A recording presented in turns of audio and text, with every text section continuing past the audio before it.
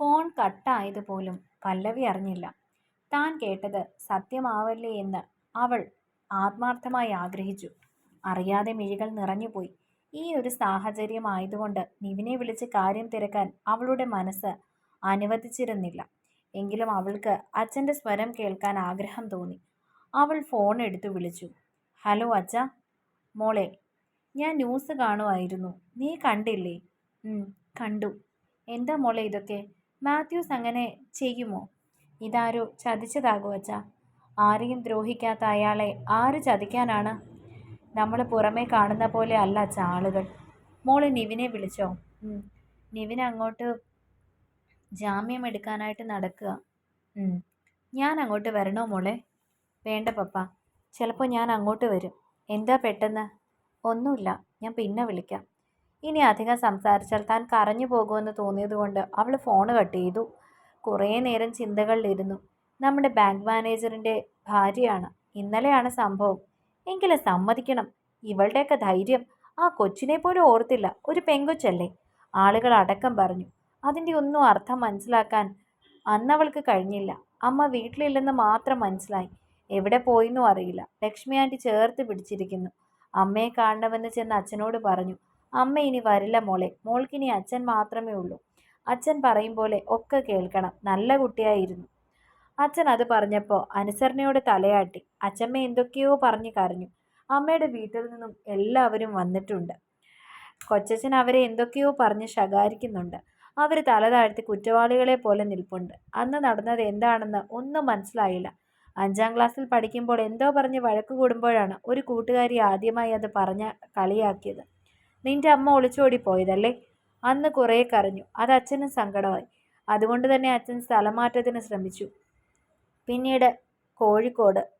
അവിടെ ആർക്കും തങ്ങളെ അറിയില്ല. അതുകൊണ്ട് തന്നെ എല്ലാം പതിയെ മറക്കാൻ കഴിഞ്ഞു. ബാല്യത്തിൽ അത് എളുപ്പമായിരുന്നല്ലോ. പക്ഷേ ഒരിക്കൽ പോലും അമ്മ വന്നില്ല. സ്കൂളിൽ അമ്മ വന്നു കാണാൻ, ഒപ്പം വരുന്നോന്ന് തിരക്കാൻ. അന്നാണ് ആ കൈ തട്ടി മാറ്റി താൻ ഓടിയത്. എനിക്കിഷ്ടം എൻ്റെ അച്ഛനെ മാത്രമാണെന്ന് പറഞ്ഞോടി. പിന്നീട് ഇതുവരെ കണ്ടിട്ടില്ല അമ്മേ. അവൾ ഓർമ്മകളിൽ നെടുവീർപ്പിട്ടു. കുറേ വൈകിയാണ് നിവിനും ഡേവിഡും തിരിച്ചെത്തിയത്. നിവിൻ നല്ല ക്ഷീണിച്ച അവസ്ഥയിലായിരുന്നു. കതക് തുറന്ന നിധിയുടെ മുഖം കരഞ്ഞു വീർത്തിരുന്നു. ഞാൻ വിളിച്ചപ്പോൾ നിന്റെ ഫോൺ സ്വിച്ച് ഓഫ് ആയിരുന്നല്ലോ. എൻ്റെ മാത്രമല്ല, എല്ലാവരുടെയും ഫോൺ ഓഫാണ്. ഓരോന്ന് ചോദിക്കാൻ ആളുകൾ തുടരെ വിളിക്കുക. അവൻ അലസമായി ഒന്ന് മൂളി. അമ്മച്ചി വല്ലതും കഴിച്ചോ? ഇല്ല, അപ്പ കിടന്ന കിടപ്പാണ്. നിവിൻ വേഗം ട്രീസയുടെ മുറിയിലേക്ക് പോയി. ഡേവിഡ് കയ്യിൽ കരുതിയ ഭക്ഷണം നിധിയുടെ കയ്യിൽ കൊടുത്തു. അപ്പ എന്തു പറഞ്ഞു അങ്കിൾ? എൻ്റെ ഇച്ഛായും തകർന്നു പോയി മോളെ, അയാൾ വേദനയോടെ പറഞ്ഞു. അമ്മച്ചി എന്തൊരു കിടപ്പായത്. നിവിൻ വിളിച്ചതും ട്രീസ എഴുന്നേറ്റിരുന്നു. എന്തായി നീ പോയിട്ട്? ജാമ്യം കിട്ടിയില്ല. അവരുടെ മുഖം മങ്ങുന്നത് അവൻ കണ്ടു. നാളെ കോടതിയിൽ നിന്ന് ജാമ്യം എടുക്കാം അമ്മച്ചി. അമ്മച്ചി വല്ലതും കഴിക്കുക, അസുഖം വരുത്താതെ. എനിക്ക് വേണ്ട മോനെ. നിവിൻ്റെ ഫോൺ ബെല്ലടിച്ചു. നോക്കിയപ്പോൾ മോഹനാണ്. അവൻ ഫോൺ എടുത്തു. Hello uncle. മോനെ എന്തായി? തിരക്കിലാകുമെന്ന് കരുതിയ വിളിക്കാഞ്ഞത്. സാരമില്ല അങ്കിൾ, ജാമ്യം കിട്ടിയില്ല. മോൻ വിഷമിക്കേണ്ട, മാത്യൂസിന് ജാമ്യം കിട്ടും. മോൻ തളർന്നു പോകരുത്. അമ്മയ്ക്കും പെങ്ങന്മാർക്കും ധൈര്യം കൊടുക്കേണ്ടത് മോനാണ്. അറിയാം അങ്കിൾ, പക്ഷേ എനിക്കറിയാം നിവിൻ, പക്ഷെ തളർന്നു പോകരുത്. ഇല്ല അങ്കിൾ. ഫോൺ കട്ട് ചെയ്ത് അവൻ ട്രീസയും പെങ്ങന്മാരെയും ലീന ആൻറ്റിയെ നിർബന്ധിച്ചു ഭക്ഷണം കഴിപ്പിച്ചു. ഡേവിഡ് അങ്കിൾ വേണ്ടെന്ന് പറഞ്ഞു കിടന്നു. റൂമിൽ ചെന്നതും ഫോൺ എടുത്തു. പല്ലവിയെ വിളിച്ചു. കുറേ നേരങ്ങൾക്ക് ശേഷമാണ് ഫോൺ എടുക്കപ്പെട്ടത്. ഹലോ. ചിലമ്പിച്ച അവളുടെ സ്വരം കേട്ടപ്പോൾ അവൻ എന്തോ പന്തികേട് തോന്നി. എന്തു പറ്റി നിനക്ക്? തൻ്റെ ശബ്ദം മാറിയപ്പോൾ തന്നെ അവനത് അറിഞ്ഞുവെന്ന് അവൾക്ക് അത്ഭുതം തോന്നി. ഒന്നുമില്ല. നിന്റെ സ്വരം എന്താ വല്ലാതെ? ജലദോഷം ഉള്ളതുകൊണ്ടാണ്. പിന്നെ വിഷ്ണുചേട്ടൻ എന്നെ വിളിച്ചിരുന്നു. നിവിൻ വിളിച്ചിട്ട് കിട്ടിയില്ലെന്ന് പറഞ്ഞു. ഞാൻ സ്റ്റേഷനിലായിരുന്നു. തിരിച്ചു വിളിച്ചോളാം. എന്തായി നിവിൻ? ജാമ്യം കിട്ടിയില്ല. നാളെ കോടതിയിൽ ഹാജരാക്കും. അപ്പം നോക്കാൻ. അത് പറയുമ്പോൾ അവൻ്റെ തൊണ്ട ഇടറി. നിവിൻ, നീ ഇങ്ങനെ കൊച്ചുകുട്ടികളെ പോലെ ആയാലോ? എനിക്ക് ഇനിയും പിടിച്ചു നിൽക്കാൻ കഴിയുമെന്ന് തോന്നുന്നില്ല മാധു. അമ്മച്ചിയുടെ മുഖത്തേക്ക് നോക്കാൻ പോലും പറ്റുന്നില്ല. പിന്നെ പോലീസ് സ്റ്റേഷനിൽ നിസ്സഹായനായി നിൽക്കുന്ന എൻ്റെ അപ്പ. കൊലയാളികളും കള്ളന്മാരും ഉറങ്ങുന്ന സെല്ലിൽ ഇന്ന് എൻ്റെ അപ്പ. എനിക്ക് ആലോചിക്കാൻ വയ്യ. തൻ്റെ ഉള്ളിൽ നിറഞ്ഞ സങ്കടം മുഴുവൻ അവൻ അവളോട് പങ്കുവച്ചു. അവനെ ഒന്ന് ചേർത്ത് പിടിക്കാൻ അവൾ അതിയായി ആഗ്രഹിച്ചു. വിഷമിക്കല്ലേ നിവിൻ.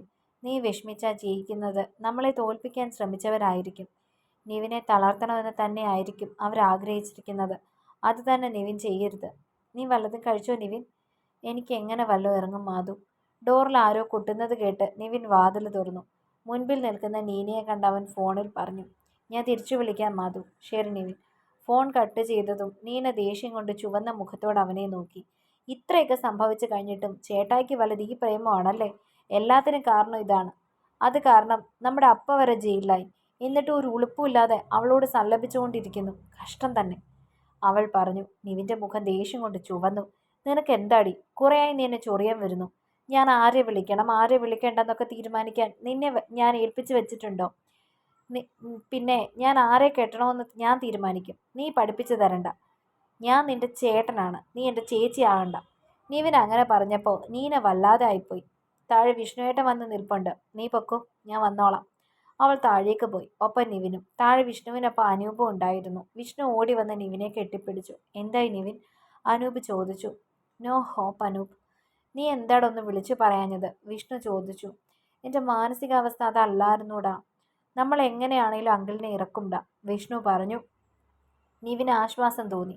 ചേർത്ത് പിടിക്കാൻ നിങ്ങളെപ്പോലെ കുറച്ചു പേരെങ്കിലും ഉള്ളപ്പോൾ ഞാൻ തളർന്നു പോകില്ല, അവൻ മനസ്സിൽ ഉറപ്പിച്ചു. നീ വല്ലതും കഴിച്ചോ? വിഷ്ണു തിരക്കി. നിവിൻ്റെ മൗനം കണ്ടപ്പോൾ അവർ കഴിച്ചില്ലെന്ന് മനസ്സിലായി. വലുത് ഇരിപ്പുണ്ടോ? കാണും.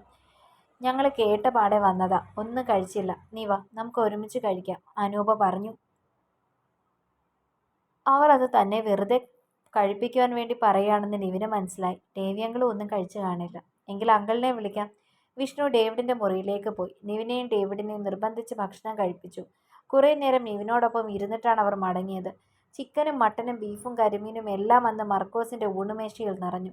അയാൾ സന്തോഷവാനായിരുന്നു. എൻ്റെ കൺസ്ട്രക്ഷൻ സൈറ്റിൽ കുറച്ച് അഡ്ജസ്റ്റ്മെൻറ്റ് ചെയ്യാൻ പറഞ്ഞപ്പോൾ നിയമം വിട്ട് കളിക്കാനില്ലെന്ന് പറഞ്ഞ ഹരിചന്ദ്രനാണ് ഇപ്പം നാട്ടുകാരൊക്കെ അറിഞ്ഞ കഞ്ചാവ് കേസിൽ അകത്ത് കിടക്കുന്നത്. അന്നേ ഞാൻ അയാളെ നോക്കിയതാണ്. പിന്നെ ആ ചെറുക്കനെ കണ്ടുകൊണ്ട് ക്ഷമിച്ചു കൊടുത്തത്. ഇച്ചായ, നമ്മൾ ഇത്രയൊക്കെ ചെയ്തിട്ട് ആ ചെറുക്കൻ ഇനി ഇവളെ കെട്ടുമെന്ന് തോന്നുന്നുണ്ടോ? ജാൻസി തൻ്റെ സംശയം മറച്ചു വെച്ചില്ല. അതിനിനി അവനെ ആർക്ക് വേണം? പക്ഷെ മർക്കോസിനെ വെല്ലുവിളിച്ച് അവൻ സുഖമായി ജീവിക്കാമെന്ന് കരുതണ്ട എന്ന് കാണിച്ചു കൊടുക്കണമെന്നേ ഉണ്ടായിരുന്നുള്ളൂ. എൻ്റെ മോളെ വേണ്ടെന്ന് വെച്ചതിനുള്ള ശിക്ഷ അല്ലേ മോളെ? അയാൾ ശീതളിനോട് ചോദിച്ചു. അവളൊന്ന് പുഞ്ചിരിച്ചു. അവൾക്ക് സന്തോഷിക്കാൻ കഴിഞ്ഞില്ല. ക്ലോക്കിൽ 10 മണി അടിച്ചപ്പോൾ അവളുടെ ഹൃദയം പെരുമ്പറ കൂട്ടി. ഹൃദയതാളം വേഗത്തിലായി. പെട്ടെന്ന് അവളുടെ ഫോൺ ബെല്ലടിച്ചു. അവൾക്ക് പേടി തോന്നി. വിറയ്ക്കുന്ന കൈകൾ കൊണ്ട് അവൾ ഫോൺ എടുത്തു. ഡിസ്പ്ലേയിൽ വില്യം എന്ന പേര് തെളിഞ്ഞ ഉടനെ അവൾക്ക് ഹൃദയമിടിപ്പ് കൂടുതലാകുന്നതായി തോന്നി.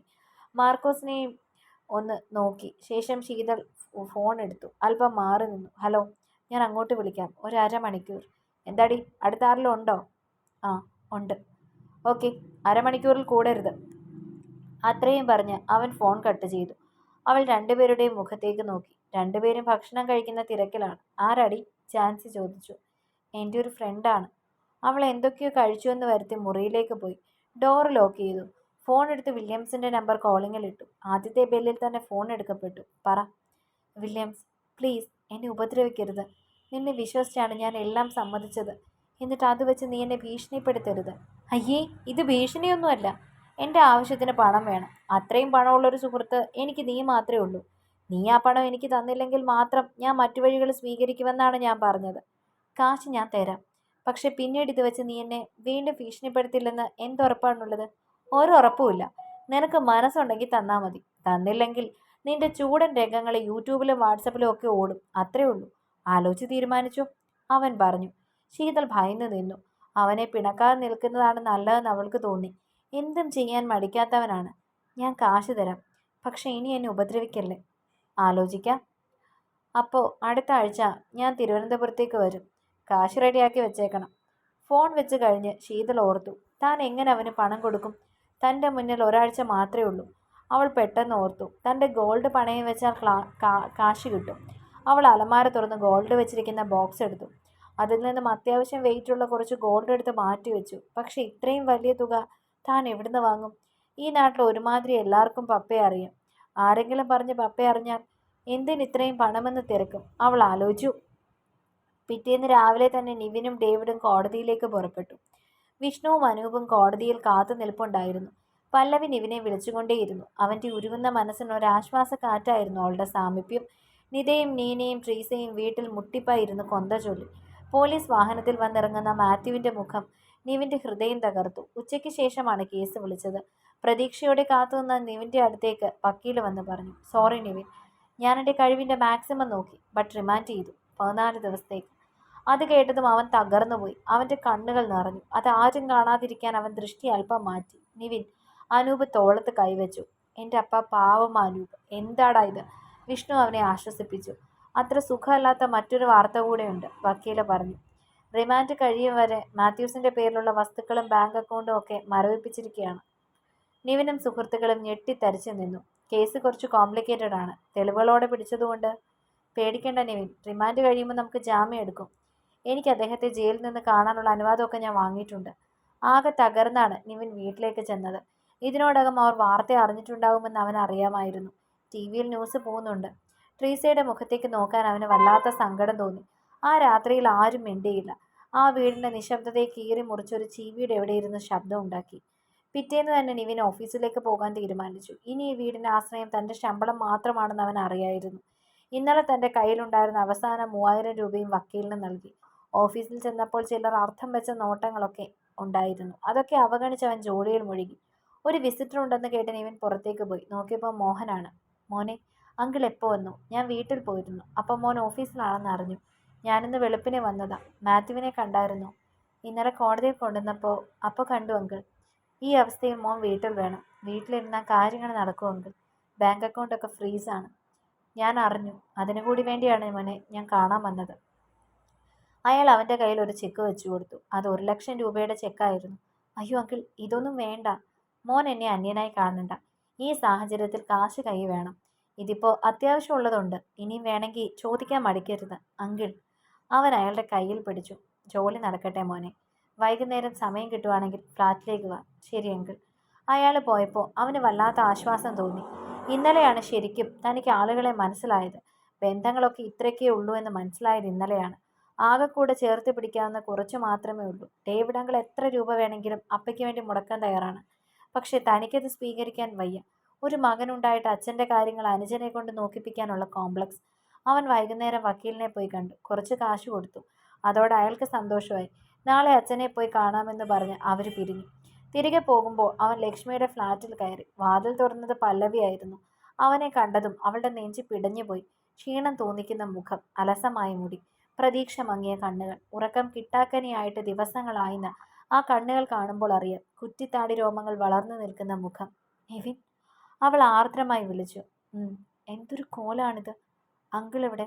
ലക്ഷ്മി ആൻറ്റിയെ കൊണ്ട് ഹോസ്പിറ്റലിൽ പോയി. ആൻറ്റിക്ക് എന്തു പറ്റി? പ്രഷർ ചെക്ക് ചെയ്യാൻ. നിവിൻ അകത്തേക്ക് വാ. നിവിൻ അകത്തേക്ക് കയറി. അവൾ അടുക്കളയിൽ പോയി ഒരു കപ്പ് ചായ കൊണ്ടുവന്ന് അവന് നൽകി. ഇത് കുടിക്ക് നിവിൻ. അവൻ്റെ മുഖം കണ്ടപ്പോൾ താൻ അറിഞ്ഞ കാര്യങ്ങൾ അവനോട് ചോദിക്കാൻ അവളുടെ മനസ്സനുവദിച്ചില്ല. അവൻ ചായ കുടിച്ചു. അവരുടെ ഇടയിൽ മൗനം നിറഞ്ഞു. അവൾ ആർദ്രമായി അവൻ്റെ തലമുടിയിൽ തഴുകി. ഒരു തേങ്ങലോടെ അവൻ അവളെ വാരിപ്പുണർന്നു. അവൾ അവനെ നെഞ്ചോട് ചേർത്തു. ഒരു കൊച്ചു കുഞ്ഞിനെ പോലെ അവൻ കരഞ്ഞു. അവൻ്റെ കണ്ണുനീർ അവൾ നെഞ്ചിൽ ഏറ്റുവാങ്ങി. അവൻ ഇപ്പോൾ ചായാൻ ഒരു തോളാണ് ആവശ്യമെന്ന് അവൾക്കറിയാമായിരുന്നു. അവൻ്റെ സങ്കടക്കടൽ മുഴുവൻ അവൾ നെഞ്ചിൽ ഏറ്റുവാങ്ങി. ഒന്ന് കരഞ്ഞു കഴിഞ്ഞപ്പോൾ അവനും ആശ്വാസം തോന്നി. അപ്പോഴേക്കും ഡോർബെല്ല് മുഴങ്ങി. അവൾ പോയി ഡോറ് തുറന്നു. മോഹനും ലക്ഷ്മിയും തിരിച്ചെത്തിയിരുന്നു. ശീതളിൻ്റെ ഒരു കൂട്ടുകാരുടെ പരിചയത്തിൽ അവൾ ഗോൾഡ് പണയം വെച്ചു. കാശ് റെഡിയാക്കി. വില്യംസിൻ്റെ കോള് പ്രതീക്ഷിച്ചിരുന്നു. പിറ്റേന്ന് വില്യംസ് വിളിച്ചു. ഞാൻ ഹോട്ടൽ പാലസിലുണ്ട്. ശരി, ഞാൻ വരാം. നീ ഹോട്ടൽ റെസ്റ്റോറൻറ്റിൽ വാ. അതെന്നാ, നിനക്ക് പേടിയാണോ എൻ്റെ അടുത്തേക്ക് വരാൻ? പ്ലീസ് വില്യം, ഇവിടെയെല്ലാം പപ്പയുടെ പരിചയക്കാരാണ്. ആരെങ്കിലും കണ്ട പ്രശ്നമാകും. ഇത് ബാംഗ്ലൂരല്ല. നീ റൂം നമ്പർ 18 വരണം. ഇല്ലെങ്കിൽ ഞാൻ തിരിച്ചു പോകും. ശീതൾ ആശങ്കയിലായി. ഓക്കെ, ബട്ട് എനിക്ക് പെട്ടെന്ന് പോകണം. അവൾ കോൾ കട്ട് ചെയ്തു. അവൻ ഉടനെ അവൻ്റെ ഫോണിൽ നിന്ന് മറ്റൊരു നമ്പറിലേക്ക് വിളിച്ചു. ഹലോ ആഷി, അവൾ വരും. ഓക്കെ, വരുമ്പോൾ നീ മെസ്സേജ് അയക്ക്. ബാക്കി ഞാൻ ഏറ്റു. പിന്നെ കാര്യം കഴിഞ്ഞാൽ എന്നെ മറക്കരുത്. ഇല്ല, കാര്യം നടന്നാൽ ഞാൻ ആരാടാ? അവൻ ഫോൺ കട്ട് ചെയ്തു. മാർക്കോസ് മുതലാളിയുടെ കണക്കറ്റ സ്വത്തുക്കൾക്ക് ഇനി അവകാശി ഈ തെമ്മാടി വില്യംസ്. അവൻ പൊട്ടിച്ചിരിച്ചു. അങ്ങ് ദൂരെ എവിടെയോ ഈശ്വരൻ്റെ കോടതിയിൽ മാർക്കോസിനായുള്ള വിധി ആരോ എഴുതി. തുടരും. അടുത്ത ഭാഗങ്ങൾക്ക് വേണ്ടി ചാനൽ സബ്സ്ക്രൈബ് ചെയ്യാൻ മറക്കല്ലേ. വായിക്കുന്നവരെ ലൈക്കും കമൻറ്റും ചെയ്യാൻ മറക്കല്ലേ. ഈ കഥയ്ക്ക് എന്തോ ആൾക്കാർക്ക് വലിയ ഇൻട്രസ്റ്റ് ഇല്ലെന്ന് തോന്നുന്നു അല്ലേ? ഇഷ്ടമുള്ളവർ കമൻറ്റ് ചെയ്യണം കേട്ടോ.